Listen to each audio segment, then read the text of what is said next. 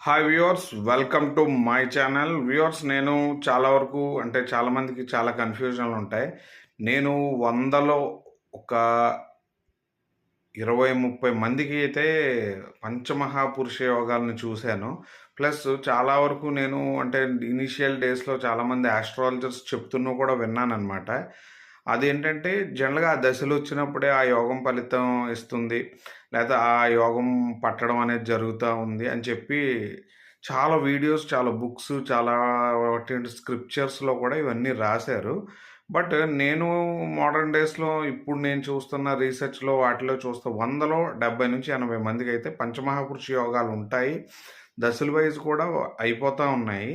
But వాళ్ళెవరు success అవ్వలేదు. ఇప్పుడు ఈ సక్సెస్ అవ్వకపోవడానికి కారణాల్ని నేను చాలా వరకు డీకోడ్ చేస్తే అంటే ఆల్మోస్ట్ మన యొక్క జాతకం మన తండ్రి యొక్క జాతకంతో లేకపోతే మన పిల్లల యొక్క జాతకంతో ముడిపడి ఉంటది. అందువలన అంటే యోగభంగం అంటారు గదా! ఇప్పుడు చూడండి పాత సినిమాల్లో అంటే మనం సినిమాల్లో చూసినప్పుడేంటంటే అర్ధాయుష్ ఉన్న భర్తకి సుమంగళి యోగం ఉన్న అమ్మాయినిచ్చి పెళ్లి చేయగాన ఆ దోషం పోవడం. అలాగే మనకి అంటే ఎన్టీఆర్ గారి మూవీ ఒకటి కూడా చూసాం కదా! 'యమదొంగ' మూవీలో కూడా అందులో లాస్ట్‌లో నరసింహస్వామి డాలర్ వచ్చి పడినట్టు, ఆ అమ్మాయి పెళ్లి చేసుకుంటే అతనికి రాజయోగం పట్టినట్టు ఇలాంటివి ఎలాగా ఓల్డ్ డేస్‌లో పనిచేసేవి.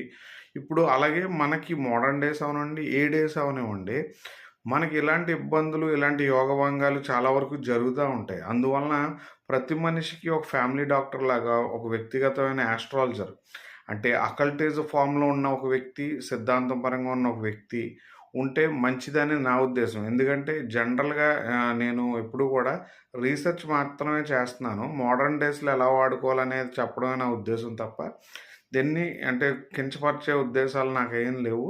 ప్లస్ కొందరు కాదు 80% తప్పులే జరుగుతున్నాయి. ఇంక తప్పులు జరిగినప్పుడు దాన్ని నేనేమి అనడానికి నాకు ఇది లేదు. ఎందుకంటే నాకు నా రీసెర్చ్ మీ వరకు చేరడం నాకు ఇంపార్టెంట్. ప్లస్ ఫ్యూచర్‌లో నా రీసెర్చ్‌ని పబ్లిక్ గుర్తించాలనేది నా ఎక్స్‌పెక్టేషను. ఎందుకంటే నేను నా బుక్స్ ద్వారా నేను పబ్లిక్‌లోకి ఇంకొక కోణంలో కూడా వస్తాను. బట్ నేనేంటంటున్నానంటే జనరల్‌గా ఎందుకిలా జరుగుతుందనేదేంటంటే, మన తండ్రి జాతకంలో మన పిల్లలేంటి అనేది ఉంటుంది. అలాగే పిల్లల యొక్క జాతకంలో తండ్రి అనేవాడు ఎలాగుంటాడనేది ఉంటుంది. ఇక 2 చోట్ల యోగభంగం జరిగినప్పుడు నార్మల్ లైఫ్ జీవిస్తాం అనమాట. ఇప్పుడు చాలా వరకు ఏంటంటే, ఒక గ్రహం దోషం అయితే దాన్నే పట్టుకొని పూజలవి చేస్తా ఉంటాం. కానీ, దానికన్నా బలమైన గ్రహాన్ని మనం వదిలేస్తా ఉంటాం. అందువలన చాలా వరకు మీరు మీ రాజయోగాల్ని ఒకసారి చూసుకోండి. దానికి అనుగుణంగా